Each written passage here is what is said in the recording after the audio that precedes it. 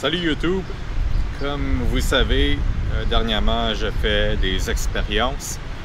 Vous avez sans doute vu ma mini-série que j'ai commencé avec l'épisode 1 qui était ma dernière vidéo. Pour ceux qui n'ont pas aimé et qui préfèrent le format vlog, ne vous inquiétez pas. Le format vlog va toujours rester sur ma chaîne.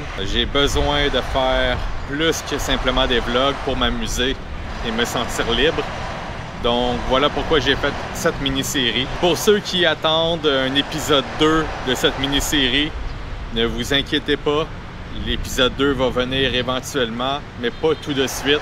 Créer ce genre de mini-série me demande énormément de temps, autant dans l'écriture que dans le développement, que dans le jeu que je dois filmer, que dans l'édition que je dois faire, autant vidéo, audio.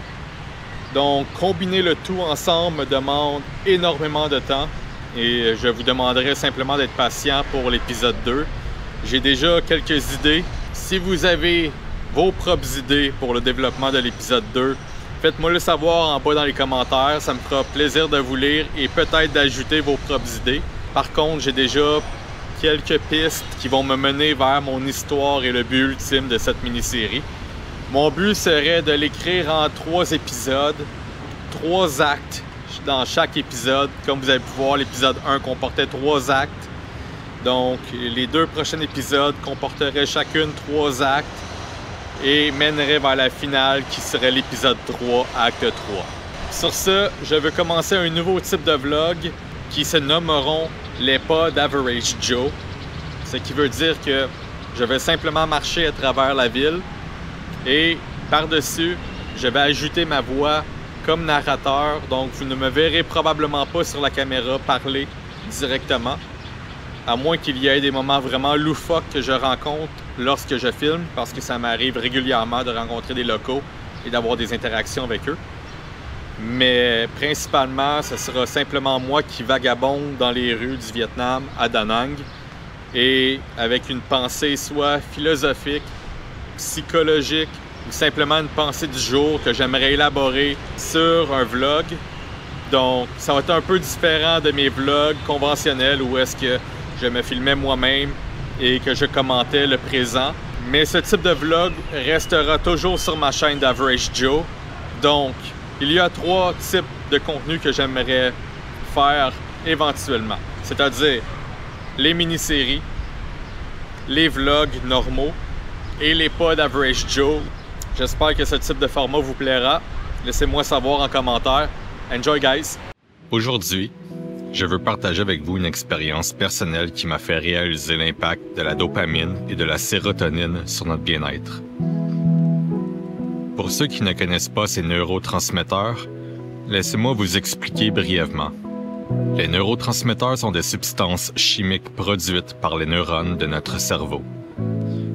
Ils jouent un rôle important dans la régulation de nos émotions, de notre humeur et de notre comportement. La dopamine est libérée lorsque nous éprouvons du plaisir, comme lorsque nous faisons la fête, sommes avec des amis pour un événement ou jouons à des jeux vidéo. La dopamine est également associée à la récompense et à la motivation. Lorsque nous accomplissons quelque chose, comme faire du sport ou repousser nos limites, notre cerveau libère de la dopamine pour nous récompenser.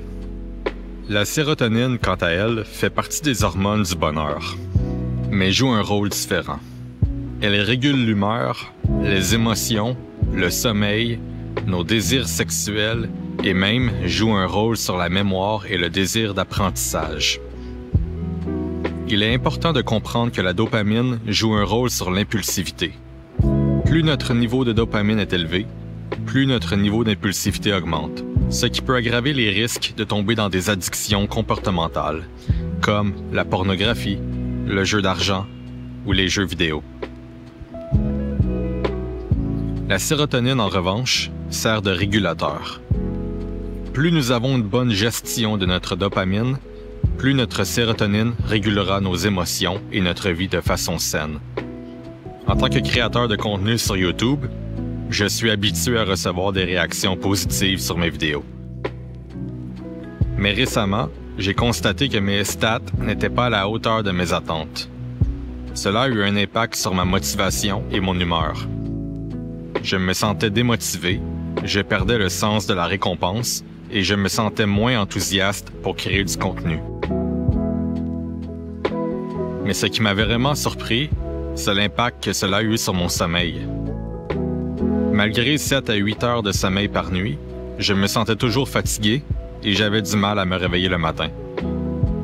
J'ai réalisé que la dopamine et la sérotonine jouaient un rôle important dans tout cela. La dopamine est liée à la récompense et à la motivation, tandis que la sérotonine est liée à l'humeur et au sommeil. Lorsque mes stats YouTube étaient à la baisse, je recevais moins de récompenses et de motivation, ce qui affectait mon niveau de dopamine. Cela avait ensuite un impact sur mon niveau de sérotonine, ce qui affectait mon humeur et mon sommeil. Je partage cette expérience avec vous pour vous montrer comment nos activités quotidiennes peuvent avoir un impact autant sur notre bien-être mental et physique. Si vous êtes capable de sentir cela en vous, comme j'ai senti mon manque d'humeur et de sommeil, posez-vous la question: qu'est-ce qui vous rend ainsi? Il est important de prendre soin de notre bien-être mental et physique. Si vous ressentez des difficultés à gérer votre stress, votre humeur ou votre sommeil, n'hésitez pas à consulter des spécialistes comme un médecin ou un psychologue. Dans mon cas, il était évident que c'était les réseaux sociaux qui étaient la cause de mon mal-être.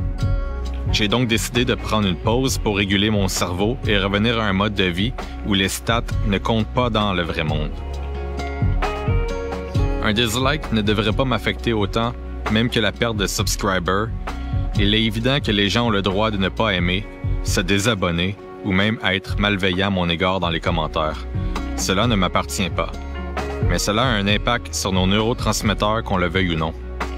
Lorsque je suis arrivé au Vietnam, je me sentais heureux, accompli et plein d'enthousiasme. Récemment, j'ai commencé à me sédentariser avec mon appartement, ma copine, en restant toujours dans le même endroit, le même quartier. Je marchais de moins en moins et j'ai compris que il me fallait plus d'activité physique, comme recommencer la marche. Voilà pourquoi j'ai commencé ce format de vlog qui se nommera les pas d'Average Joe au Vietnam. Cela me permettra de prendre plus de marches et de prendre soin de ma propre santé. Ainsi, augmenter mon niveau de sérotonine. Merci pour votre soutien. Je sais que ce genre de sujet n'intéressera probablement pas tout le monde, mais je ne suis pas qu'une simple chaîne de voyage. Je veux également me faire plaisir avant tout, et ce type de sujet m'a toujours rejoint. Si mon contenu peut simplement toucher qu'une seule personne, alors mon devoir sera accompli. Et j'ai également le besoin de produire du contenu pour me sentir accompli. Pour cela, je dois faire du contenu qui me rejoint. Et le simple fait que de prendre des marches, de filmer les environnements et de vous parler de mon ressenti ou des choses que j'aime, telles que la philosophie, la psychologie, les voyages, les introspections, feront maintenant partie de mon quotidien un peu plus. Encore une fois, merci de me suivre. Passez une excellente journée.